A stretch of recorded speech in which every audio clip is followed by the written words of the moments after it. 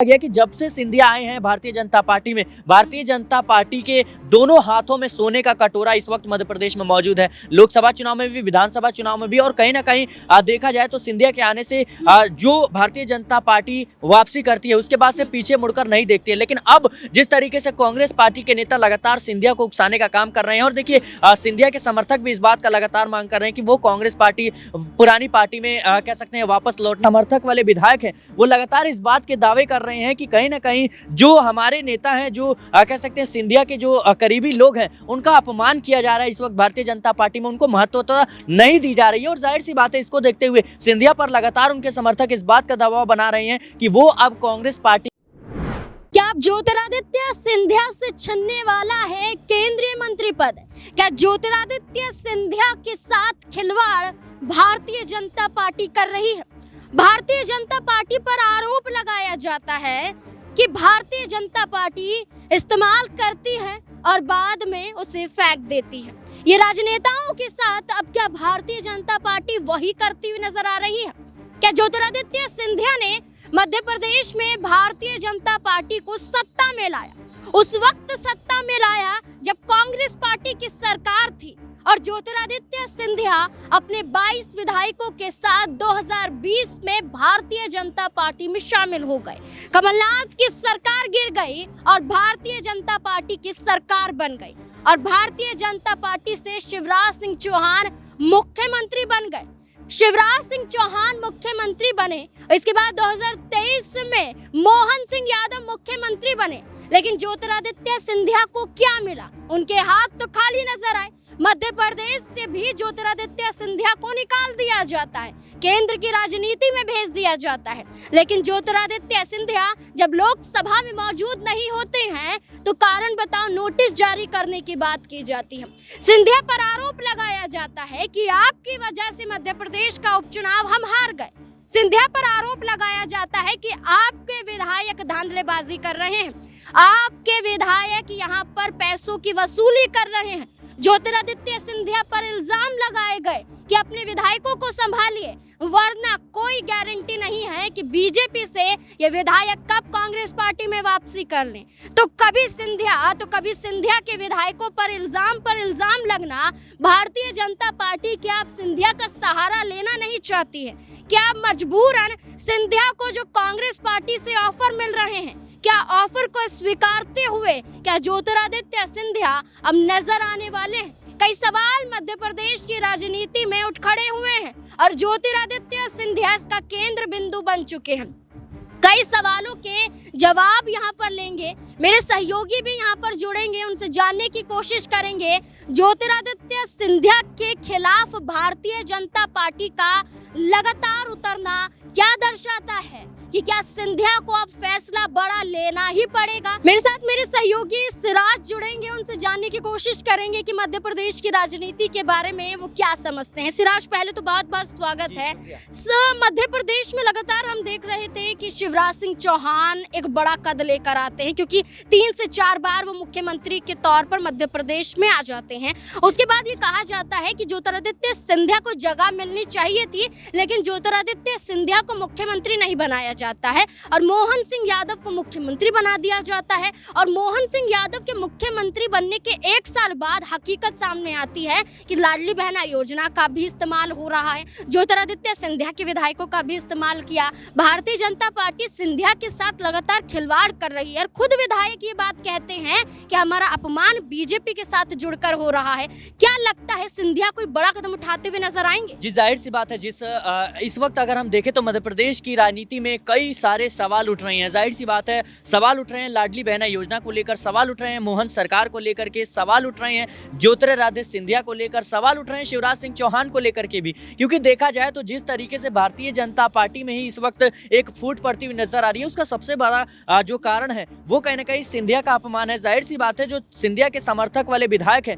वो लगातार इस बात के दावे कर रहे हैं कि कहीं ना कहीं जो हमारे नेता हैं, जो कह सकते हैं सिंधिया के जो करीबी लोग हैं, उनका अपमान किया जा रहा है इस वक्त भारतीय जनता पार्टी में, उनको महत्वता नहीं दी जा रही है। और जाहिर सी बात है, इसको देखते हुए सिंधिया पर लगातार उनके समर्थक इस बात का दबाव बना रहे हैं कि वो अब कांग्रेस पार्टी का रुख कर लें। देखिए, सिंधिया फैसला इसलिए भी नहीं ले रहे हैं क्योंकि कांग्रेस पार्टी उस स्थिति में नहीं है कि कह सकते हैं मध्य प्रदेश में सत्ता परिवर्तन कर दे, कह सकते हैं कि सरकार बदल दे, तो जाहिर सी बात है सिंधिया को मजबूरन कहीं ना कहीं फैसला लेने से बचना पड़ रहा है। लेकिन जिस तरीके से अभी राजनीतिक घटनाक्रम हो रहे हैं, आपने देखा कि मध्य प्रदेश की जो सरकार है उसके खिलाफ लगातार बयानबाजी चल रही है, लाडली बहना योजना को लेकर के कई तरह के आरोप लग रहे हैं, तो जाहिर सी बात है कि सरकार पर सवाल उठना लाजमी है। वहीं शिवराज सिंह चौहान की बात करें तो शिवराज सिंह चौहान जिस तरीके से तमाम कह सकते हैं मध्य प्रदेश की महिलाओं से वो वादा करते हुए नजर आए थे बीजेपी की तर्ज पर कि आपको पहले 1000 दिया जाएगा, फिर 1250, फिर 1500, फिर 1700, और उन्होंने बोला कि ये राशि रुकती हुई नजर नहीं आएगी, 3000 तक पहुंचेगी।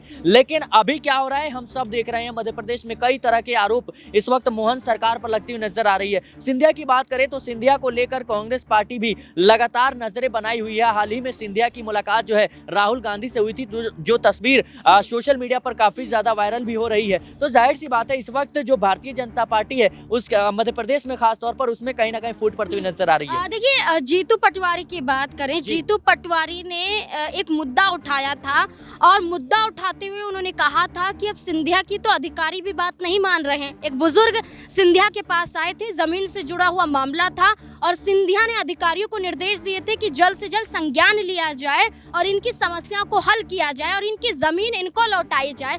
अधिकारियों को निर्देश देते हैं सिंधिया, लेकिन साल बीत जाते हैं लेकिन अधिकारियों द्वारा काम नहीं किया जाता। और जीतू पटवारी कह रहे हैं कि बीजेपी में जाकर मान सम्मान भी खो गए हैं सिंधिया और मान सम्मान बचाने की लड़ाई लड़ते हुए सिंधिया नजर नहीं आते। देखिए जब उनके पिता की मूर्ति को ढहाया जाता है, किस तरीके से उठाया जाता है, तब भी सिंधिया कुछ नहीं बोलते और जीतू पटवारी लड़ाई लड़ते हुए नजर आते हैं। क्या लगता है कि जीतू पटवारी बार बार एहसास दिला रहे हैं कि बीजेपी में आपका अपमान हो रहा है और सिंधिया कोई कदम क्यों नहीं उठा रहे? जी बिल्कुल, मुझे लगता है इसमें कोई दो राय नहीं है। जाहिर सी बात है कि सिंधिया को लेकर कांग्रेस पार्टी की निगाहें बनी हुई है, क्योंकि सिंधिया वो शख्स है जो जिस वक्त उन्होंने कांग्रेस पार्टी का दामन छोड़ दिया उस वक्त से कांग्रेस पार्टी का जो हश्र है वो मध्य प्रदेश में लगातार हम देख रहे हैं। चाहे वो लोकसभा का चुनाव हो, एक भी सीट कांग्रेस पार्टी नहीं जीत पाती है, विधानसभा के चुनाव में हार हो जाती है और कहीं ना कहीं उसके बाद से देखा गया कि जब से सिंधिया आए हैं भारतीय जनता पार्टी में, भारतीय जनता पार्टी के दोनों हाथों में सोने का कटोरा इस वक्त मध्य प्रदेश में मौजूद है। लोकसभा चुनाव में भी, विधानसभा चुनाव में भी, और कहीं ना कहीं देखा जाए तो सिंधिया के आने से जो भारतीय जनता पार्टी वापसी करती है उसके बाद से पीछे मुड़कर नहीं देखती है। लेकिन अब जिस तरीके से कांग्रेस पार्टी के नेता लगातार सिंधिया को उकसाने का काम कर रहे हैं और देखिए सिंधिया के समर्थक भी इस बात का लगातार मांग कर रहे हैं कि वो कांग्रेस पार्टी पुरानी पार्टी में कह सकते हैं वापस लौटने का टाइम आ गया है, आप वापस लौट चलिए। और देखिए जीतू पटवारी भी लगातार बयानबाजी कर रहे हैं। इससे साफ झलकता है कि कांग्रेस पार्टी को सिंधिया की अहमियत का पता चल गया है उस वक्त। यहाँ पर आरटीओ के पूर्व कांस्टेबल सौरभ शर्मा का मामला भी खुला था, अब ठंडे बस्ते में वो मामला नजर आ रहा है क्योंकि ये मामला अब बीजेपी से जुड़ जाता है और बीजेपी के कई मंत्रियों के नाम एक डायरी में दिखाई दे रहे हैं। यही बात जीतू पटवारी कहते हैं कि डायरी खोलिए, कई नाम निकलेंगे। इन नामों में देखा जाए तो ज्योतिरादित्य सिंधिया के कट्टर समर्थक विधायक मौजूदा मंत्री भी हैं, लेकिन शिवराज और कमलनाथ के कार्यकाल के दौरान परिवहन मंत्री भी थे और तब से ही सौरभ शर्मा एक सिपाही के रूप में काम कर रहे थे। यह आरोप लगाया जा रहा है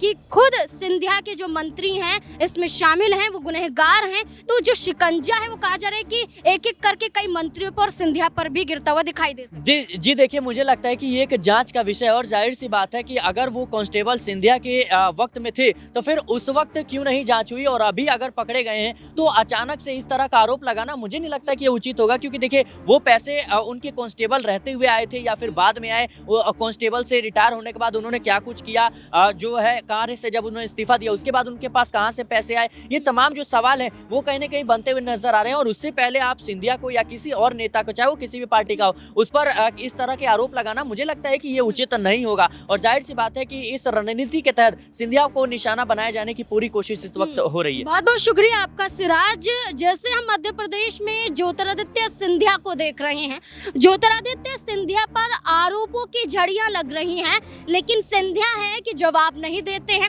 राहुल गांधी से हुई मुलाकात में सफाई पेश करते हैं कि मुलाकात हुई, हालचाल पूछा गया, लेकिन इसके अलावा कोई और बातचीत नहीं हुई। सिंधिया हैं अपने पिता के अपमान का बदला नहीं लेते हैं या इस अपमान पर कुछ नहीं कहते हैं और कांग्रेस पार्टी लगातार ज्योतिरादित्य सिंधिया के पिता स्वर्गीय माधवराव सिंधिया के सम्मान में आवाज उठाते हैं। ये दर्शाता है कि बीजेपी सिंधिया के साथ क्या कर रही है और कांग्रेस पार्टी सिंधिया के लिए अपने दरवाजे खोले बैठी है। अब देखना होगा कि सिंधिया क्या फैसला मध्य प्रदेश की राजनीति में बने रहने के लिए लेते हुए नजर आएंगे। क्या लगता है आपको इस पूरे मुद्दे को लेकर? अपनी राय कमेंट सेक्शन में जरूर दें। देखते रहे SP9 न्यूज़। धन्यवाद।